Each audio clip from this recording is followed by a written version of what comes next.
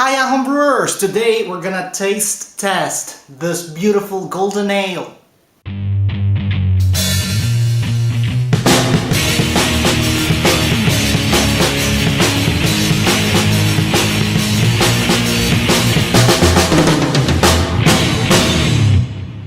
Hey there everyone, I hope you're doing fine. And as I mentioned earlier, we're gonna taste test this beautiful golden ale we brewed some weeks ago. And as you can see, I'm introducing the new bottles, new official bottles of this channel. If you're based in the UK, you can find these bottles in some supermarkets and they have free beer inside. So let's get into the technical details of this beer. Bottle conditioning time. This beer has been bottle conditioning for 28 days. That's more than enough, I believe, for it to be ready and bottle conditioned.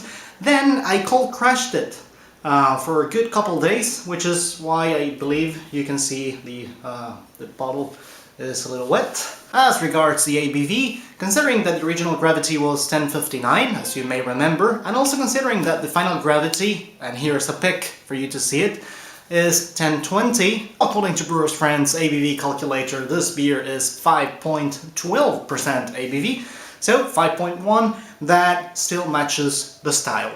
Let's crack it open! Ooh, that was a nice sound. I'll interpret it as a good sign of carbonation, but let's see. Wow, look at that beautiful color. Wow. I'm greatly surprised. Look at that color. I can already smell the hops. Predominantly Chinook. It's a very beautiful color indeed. It's more orangey than golden, or I would say dark golden, like amber. Not very good at defining colors, but I hope you can see it there. It's got, I would say, a regular amount. It's not heavily carbonated. It's bubbling there, and the color is very nice. As you can see, it's golden at the bottom and on the edges. And then it's got a light orangey tone above. So there you have it. It's not clear, and well, I didn't use any fining agents for this one. But before getting into more details, and even if I already did, this time I'm not going to review the beer using my my own criteria, which is why I downloaded a tasting sheet from craftbeer.com. So let's do it! First line, beer style, brand and name. Beer style, this is a golden ale.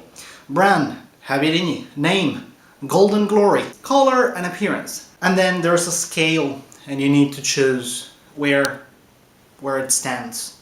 So I would say between 6 and 9, then it's light amber. For it to be gold, it would have needed to be between 5 and 6. So yeah, I agree. This is not gold. This is actually a little darker than gold. Then clarity, brilliant, clear, slight haze, hazy, opaque. It's not brilliant or clear, it's slightly haze. Color of foam and head retention. Well, there is a color still there. The head retention is not good, which is something I'm improving with the step mash method, which I tried in the espresso vanilla stout I brewed some weeks ago. But in this case, yeah, the head retention is not good. There is still some foam there, and you can see that there are some traces of protein, but it's not a long-lasting head, even if there is a color of foam. Carbonation, visual, non-slow, medium, yes, medium, because the other one is fast rising bubbles. No, it's medium, and in my opinion it's good as it is. Okay, aroma, good. Hops. Only at a first sniff, it's got more hops than I wanted.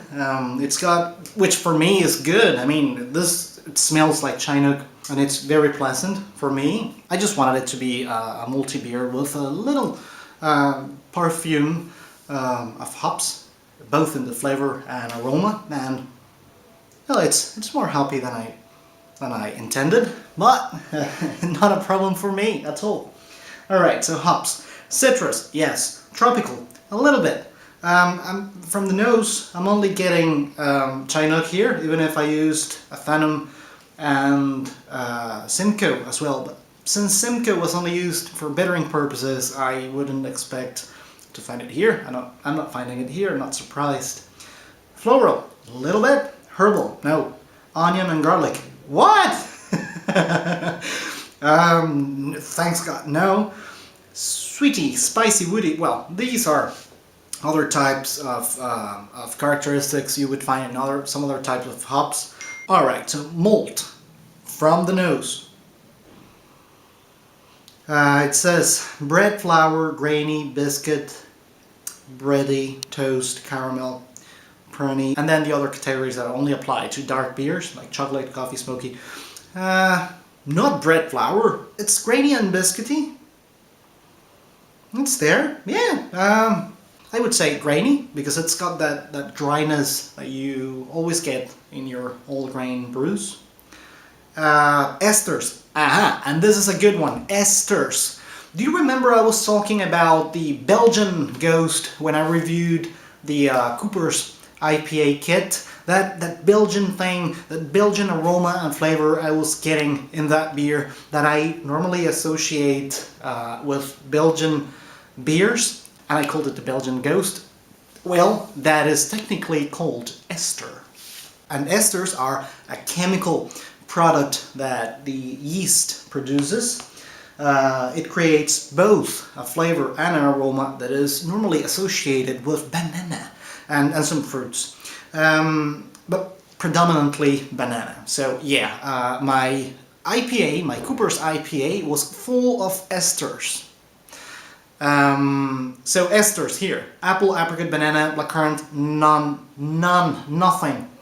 nothing at all. And it's good for me because I didn't want any esters presence in this beer. No esters here, and that's a thumbs up for me. Phenol. Not really familiar with that concept, so I'll just follow the options to tell you. Clove, cinnamon, vanilla, smoky, white pepper. No phenols here. Okay, flavor and aftertaste. Finally, this is the time when I'm gonna try it. Cheers!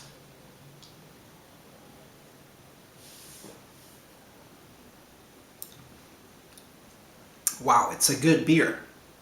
It's a good one.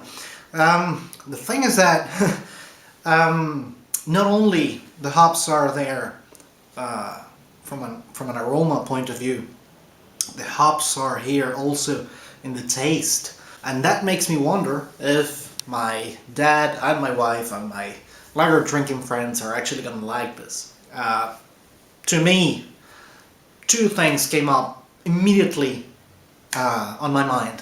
The first one is that this reminded me of some golden ales you could ask draft in some pubs in the UK.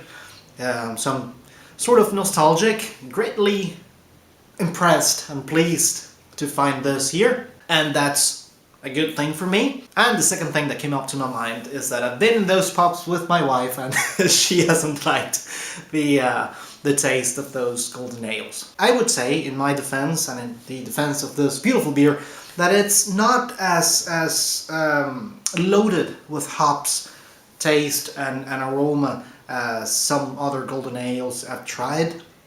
But yeah, hops are here. And to be even more detailed, the hop that is shining here a lot is Chinook, which again is good news for me. I love that hop variety. I love its taste. It's got the citrus and it's not so much tropical, you know, fruity taste, and it's beautiful. It's just great.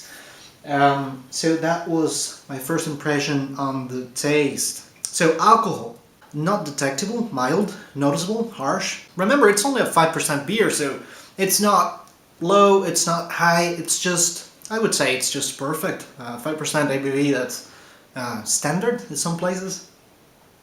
So mild, I would say. Then hop flavor, alright. Citrus, yes. Tropical, a little bit. Fruity, yes. Floral, a little bit. Herbal, no. Onion and garlic, again. Onion and garlic, I mean, I know people get creative, and me, I mean, even me, I'm creative. I add, the other day I added some espresso and vanilla to a stout for the winter warmer, which taste test is coming in some weeks. So for that brew, I added some cinnamon and cloves and some spices. I brewed a pumpkin ale. That's where I draw the line, you know, like pumpkin, that's as far as I can go, as far as my logic and my taste can go. Onion and garlic, I mean, come on. Just like the other day I was reading and then I found a bacon beer. Come on. And there's few people in this world that love bacon more than I do. I really love a good piece of bacon for breakfast, or as a snack, or for dinner, or for lunch, or at any time, but not in a beer. Let's continue. Hop bitterness. Restrained, moderate, aggressive, restrained. Malt. Bread, flour, grainy biscuit, same as for the smell. I would say the taste is more complex than the smell, and the taste allows you to perceive better the maltiness, even if I wanted this beer to be more malty than it actually is. Even if, well, this is even better than I was expecting. This is one of the times, and actually this is the first time that it happens to me, but it happens to a lot of people, that they're brewing some beer with an intention and that they get something different. But that something different is just amazing, and it's even better than what they wanted. So yes, this is even better than I wanted. Astringency, low. Body. One of the options is dying. Oxidative aged qualities, no, and good that it doesn't have any of those qualities, because it's not within the style. Balance and drinkability, desirable or undesirable. Highly desirable. Style, appropriate or out of style. As you can see, I didn't hit some targets like the color and the aroma. But then, so that's you know, the negative points. Then the flavor and the palate and the balance and drinkability, those were thumbs up. So 3 against 2. I would say this is mostly within the style. So yeah, that's it for this taste test. Partially a success for me. If you like hoppy beers, then okay, this is the one for you. I must clarify that this is not an IPA or something, you know, that falls within those categories. This is a golden ale with some extra hops for flavor and aroma, and it's just lovely. I'm loving it. So if you like what you see, like, and don't forget to subscribe. And as usual, thanks for watching. Cheers and glorious beers!